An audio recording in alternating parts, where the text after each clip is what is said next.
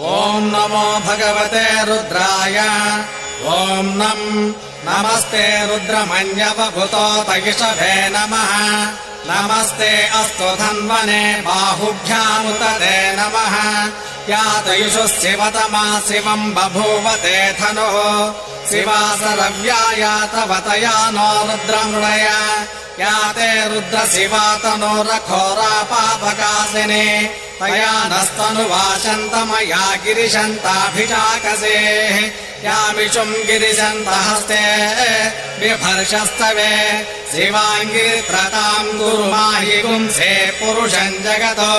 शिवेन वचसा त्वा गिरिशाच्छा वदामसि यथा नः सर्वमिज्जगत यक्ष्मगुम् सुमना असतो अध्यवोचदरि भक्ता प्रथमो दैव्याभिषको अहीगुश्च सर्वान् जम्भयन् सर्वाश्च यातु धान्यः असव्यस्ताम्रो अरुणभुत बभ्रुः सुमङ्गलः ये चेमागुम् रुद्रा अभितो दिक्षु सिता सहस्रसो वैशागुम्भेणैमहे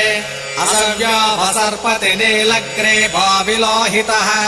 उतैनम् गोपा अदृशन्नदृशन्नुदहार्यः उतैनम् विश्वा भूतानि सधुष्टो मृडयाति नः नमो अस्तु नीलग्रीवाय सहस्राक्षाय मेढुषे अथो ये अस्य सत्त्वानो हन्तेभ्यो करम् नमः प्रमुञ्च धन्वनस्त्वमभयो रात्रियोर्ज्याम् याश्च ते हस्तैषवः पराता भगवो वप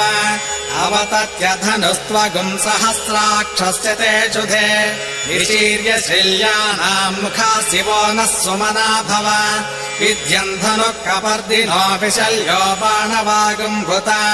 अनेशन्नः शेषव आभुरस्य निषङ्गदिः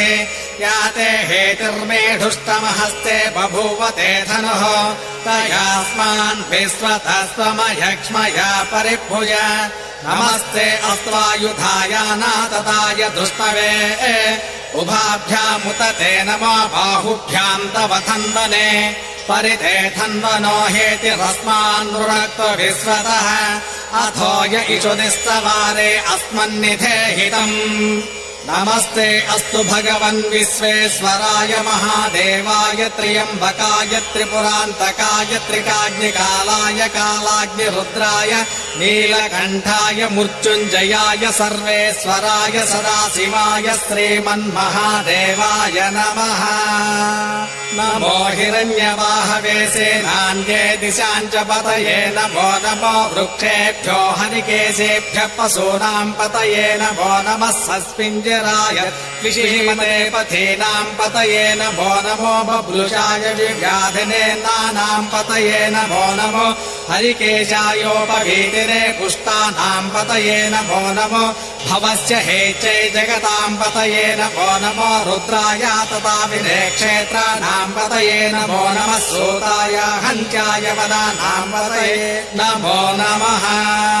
रोहिताय स्थपतये वृक्षाणाम् पतये नमो नमो मन्त्रिणे वाणिजाय कक्षाणाम् पतये नमो नमो भुवन्तये वारिवस्कृताय औषधीनाम् पतये नमो नम उच्चैर्घोषाय क्रन्दयते पतेनाम् पतये नमो नमः कृत्रभीताय धावते सत्त्वनाम् पतये नमः